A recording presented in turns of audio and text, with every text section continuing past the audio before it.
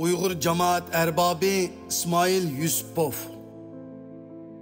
20. asr Uyg'urlardan chiqqan ataqliq shaxslarning biri sobiq Sovet ittifoqi davrida 1962 va 1964 Qozog'istonning birinchi sekretarlik vazifasini atqurgan Uyg'ur jamoat erbobi İsmail Yusupov 1914 Almutada Abdursulahun ismli bir Uyg'ur mo'tivar oilasida dunyoga kelgan. Uning bovusi Yusuf Axun Yetsuni bo'stonliqqa aylantirgan mashhur taranchilardan biri edi. İsmail 1932 yozlarda Talg'ar shaharlik dehqonchilik oliy texnikumini bitirib, Qozog'istonning janubidagi Turkiston shaharlik dehqonchilik mashinalari va traktorlari bazasida qisqa mezgil agronom bo'lib ishlagan. Shu yil kuzda u Leningrad shahriga 2 yillik bilim oshirish uchun yo'tkalgan.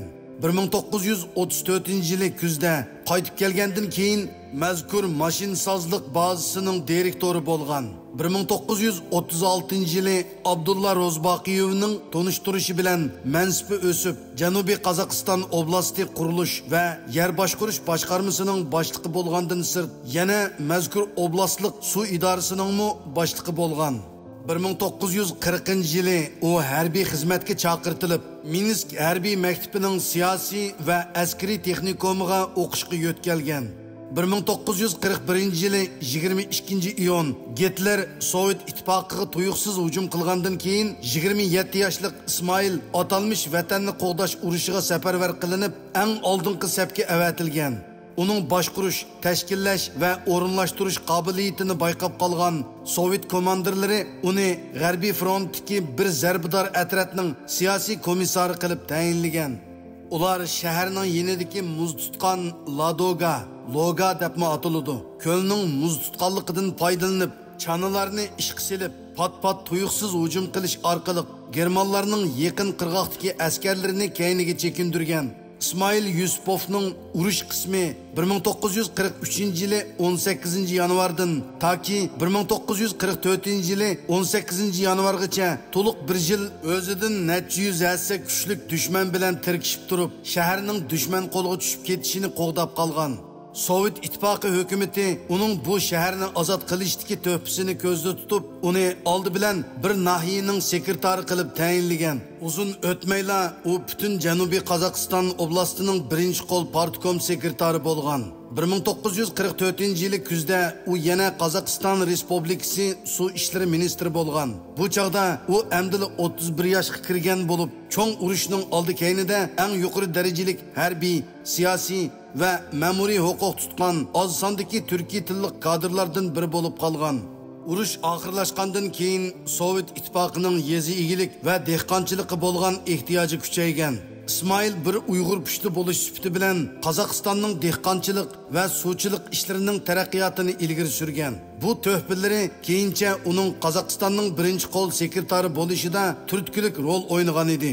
Sharqiy Turkistonda ili cho'chak vaqasi deb atalgan kollektiv holda Sovetlar ittifoqi qechish harakati boshlangan bo'lib, İsmail Yusupov ona yurtidan qechib chiqqan Uyg'urlar va qozoqlarni yer, o'tloq, suv va ish bilan ta'minlashda aktiv harakat qilgan. Uning bu harakatlari Sovet ittifoqi rahbari Nikita Xrushchevning kutgan yerdan chiqqashqa, uni 1962 yili Qozog'iston ittifoqdosh jumhuriyatining bosh sekretari qilib tayinlagan. Shu yili Xrushchev alayida Qozog'istonga ziyoratga kelib, uning bilan qizg'in suhbatlashgan. İsmail Yusupov shu chaqdagi Sovet-Xitoy munosabatlari jiddiylashib ketgan yillari Sovet ittifoqining Sharqiy Turkiston vaziyatiga ta'sir ko'rsatadigan g'olliq odamiga aylangan edi. Xrushchev hatto 1963 yili uni o'z bilan birga Kubaga ziyoratga olib, Amerikaga qarshi muqom to'laydigan Fidel Castro bilan ko'rishtirgan edi. İsmail Yusupovning tarjimali 1962 yili 12 oyda matbuot sahifalarida besilgandan keyin Qozog'iston Uyg'ur jamoatini hayron qoldirgan ikki narsa bo'ldi. U bo'lsa-mu uning 24 yoshida Qozoq SSR oliy kengashining a'zosi bo'lib saylanishi va Qizil Orda, Jambul va Janubiy Qozog'iston viloyatlari birlashtirilib bir yirik o'lka qurilganda uningga rahbarlik qilish uchun naqshu İsmail Yusupovning avatilishi edi. İsmail Yusupov 1966 yildan 1969 yilgacha Ural oblastining boshlig'i bo'lgandan keyin dam olishga chiqqan. 1969 yildan 1971 yilgacha alayda taklifga binoan ma'lum bir harbiy sanoat shirkatining bosh direktori bo'lib ishlab bergan. Bu jarayonda u 1969 yildan taki 1980 yilgacha bo'lgan 11 yilda Sovet ittifoqi hukumatining bir qo'lliq qo'llashiga erishgan Vatanni qutqizish frontining faxriy komissari va siyosiy maslahatchisi bo'lgan. Sobiq Sovet ittifoqi Qozog'iston ittifoqdosh Cumhuriyeti Kommunistlar partiyasi markaziy komitetining bosh sekretari Uyg'ur jamoat arbobi İsmail Yusupov 2005 yili 17 may kuni Almutada 91 yoshida vafot bo'lgan. U harbiy hayotida ilgari keyin bo'lib 2 qatim birinchi darajalik ulug' ona vatanni qo'g'dash urushi qahramoni, hurmat ordeni, bir qatim qizil bayroq urush qahramoni ordeni, 2 qatim Lenin ordeni, 2 qatim qizil bayroq emgak qahramoni ordeni qatorliq yuqori darajalik ordenlarni, uningdan boshqa yana 20 necha turlik ordenlarni olgan edi. Qısqası İsmail Yusupov oldingi asrdagi Sharqiy Turkistonga qo'shni bo'lgan G'arbiy Turkiston davlatlarida Abdulla Rozbaqiyevdan keyin eng yuqori huquq tutgan bir Uyg'ur edi.